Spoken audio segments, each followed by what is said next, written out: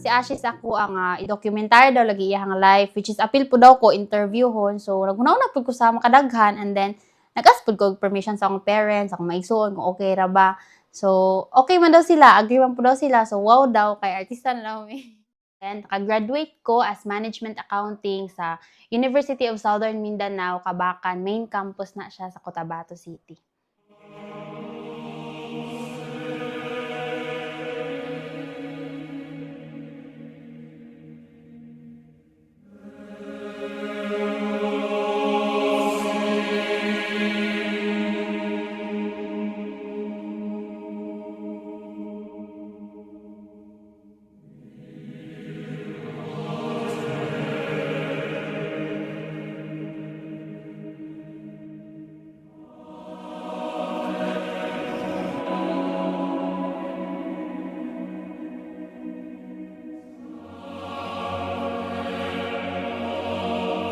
Ako po ay taga Cotabato, North Cotabato.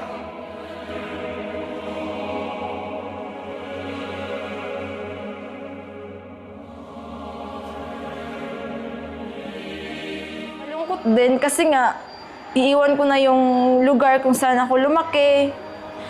Pero wala din ako magagawa kasi nga, ano pa bang silbi kung doon ako titira na hindi naman nakakapagbigay ng saya sa akin, hindi ako masaya.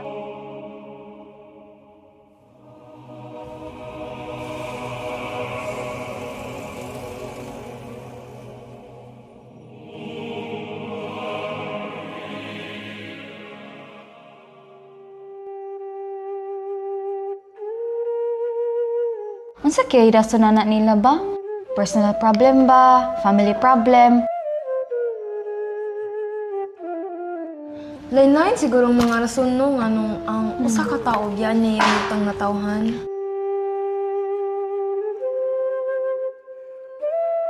Lahi-lahi, gyud parehan aning usa ka estudyante karon nga bago lang nato na ilang nga. Gikan baya siya sa usa ka produktibo nga syudad, nya mobalin siya diri sa bukid. Karon ang mga tao dito nga gibalhin dis malay-balay. Mo ganing adtuon nato siya karon sa ilang balay kay para may bala nato iyang rason nganong yung nitigang siya palayo gikan sa iyang utang na tawhan.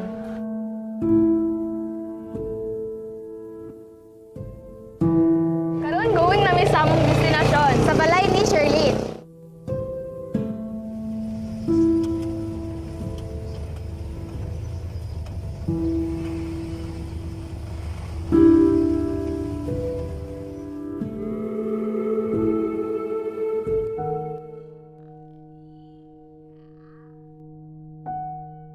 Good morning! Pasok po kayo!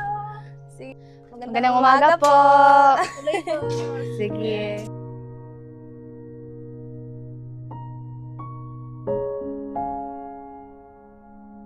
Kailangan kong hanapin yung kung lugar na kung saan talaga nakakapagpasaya sa akin, yung mga tao sa paligid ko, na natutulungan ako, na nabibigyan ako ng inspirasyon. Kailangan kong hanapin yung buhay na para talaga sa akin. Bata pa lamang po ako, grade 4. Naghiwalay po yung papa at mama ko. And during that time, nasa Maynila yung papa ko nung nakipaghiwalay yung mama ko. Nagbulag sila last 2020 in good terms naman, mga kasulatan, mga boundaries. Nagyapon sa among heart nga hope gihapon mi nga one of these days magkita, syempre kay pamilya ra man gihapon.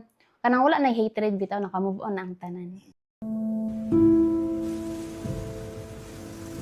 5 po kaming magkakapatid. Ako po yung pang-apat sa amin. And during that time, nasa Maynila yung papa ko. Kaming 5 magkakapatid. Hiwa-hiwalay kami, hindi kami magkasama. Pero yung papa ko, nagsusupport sila sa akin, yung mga ate ko. Pero hindi nga kami magkakasama. So, ang akong maigsuon pod, especially ang among kinamagulangan, nana siya sa Kanayan karon, and then ako, ikaduha, na ako diri trabaho sa Malaybalay City. Yung dalawang pinsan ko po na parang naging nanay ko na po, natubuyo bilang nanay ko. nag-aasawa na sila. Naiwan ako dun mag-isa kasi nga may kanya-kanya na silang asawa. So, gibili na mo si Ashi sa amo ang kinamagulangan ng mga pinsan kay wala mo pud milain mabilinan sa iyaha, and then ako po nagtrabaho pud ko diri sa Bukidnon, so layo sad siya. And after na minyo amo ang pinsan, siya na lang nabilin dito. So nagbalay sila, wa pud si Ashi ni uban, so siya na lang dito isabilin. So si Ashi ra jud ang nabilin sa Banisilan. Grade 9 nun ako. Wala akong mapagsabihan. Mag-isa lang ako. Hindi ako ma-open sa pamilya ko. Kasi nga, ayoko mag-open sa kanila kasi parang nagiging burden ako sa kanila pag sinasabi ko sa kanila. Kaya sinasarili ko na lang lahat. Mag-isa lang ako noon, tapos hindi ko na siya kaya.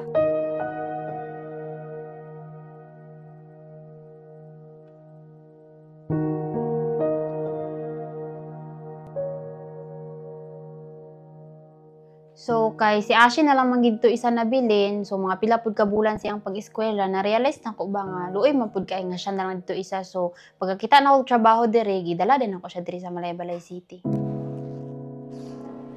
And nung una ko dito sa Malaybalay, syempre nakakapanibago kasi yung ate ko lang yung nandito. And then wala pa akong friends noon. First time ko, first day of school, nahihiya pa ako magtanong. Mahirap yung pananalita nila. Lahat mahirap, pero kailangan ko yung tanggapin, kailangan ko yung aralin, lalo na yung pananalita nila na binukid. And yun, kailangan ko siyang i-adapt, kailangan ko siyang gawin din sa araw-araw ko na buhay. Kailangan ko yung gawin, kailangan ko yung pag-aralan kasi nandito na ako. Kailangan kong respetuhin yung kultura nila kasi nga dito na ako titira.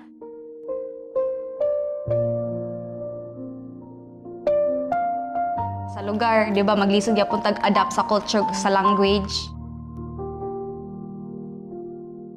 And unti-unti ko naman siyang inaaral at ngayon may natutunan na ako na konting-konti na binukid. No, kay bisag bag-o pa siya dinhi sa Malaybalay, paspas kay siya naka-adapt ba, and then daghan na din kay siya nahibalan about Malaybalay, no, especially sa culture, sa Nagiuban nga mag-abroad. Nga, pwede po nga, inanong biyaan nga lugar kay para maka-escape sila silang that past and gusto gito sila maka-feel of freedom, mag-start of something new. Nya, lisod siya ba kay, lahi ba ya ang culture sa mga lugar? Mga Ilonggo kasi yung sa Cotabato and then Muslim, ganon. And then, pero as the time goes by, masaya pala. And then, kahit masakit na naiwan ko yung homeland ko dun sa Cotabato, umalis ako dun. Pero nakita ko naman din yung saya dito sa Malaybalay City, Bukidnon. May magandang kasaysayan pala ang Malaybalay mula sa mga kamay ng Espanyol hanggang sa kasalukuyang panahon.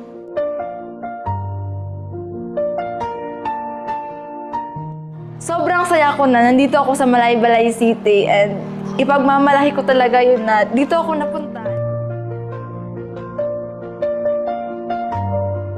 Hindi ko akalain na nakarating pala dito ang mga Espanyol noong unang panahon. At nabasa ko yun siya doon sa pueblo, doon sa plaza. And ngayon din po, gusto ko ma-experience yung tinatawag nila na Kaamulan Festival. Kasi first time ko siya ngayong buwan ng Marso. First time ko makasuot ng kaamulan na dress. So, yun yung mga kadahilanan kung bakit ako napunta dito sa Malaybalay.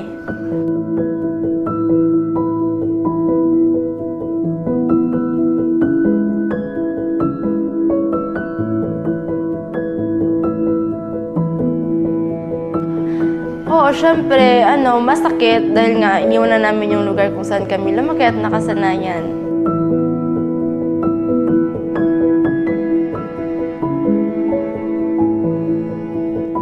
Pero tanggap na namin. Kung ano man yung nangyari sa buhay namin in the past, ngayon tanggap na namin. Oo, mahirap kasi nga kami magkakasama ng mga kapatid ko. Pero kung darating man yung panahon na magsasama-sama ulit kami ng mga kapatid ko at yung mama ko, siguro dito sa Malaybalay. Oo.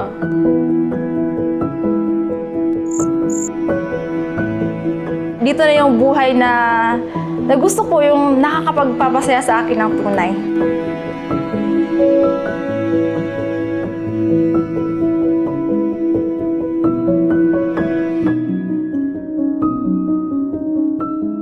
Sumauto ang istorya sa kinabuhi ni Sherlyn o sa iyang igsuon. Nganong napadpad sila diri sa Malaybalay. Although sad kay ang story, pero nasa new chapter o new life diri sa Malaybalay. Tinuod, ingon pagani nila, life is nothing without pain. Ganyan talaga ang buhay. Laban lang!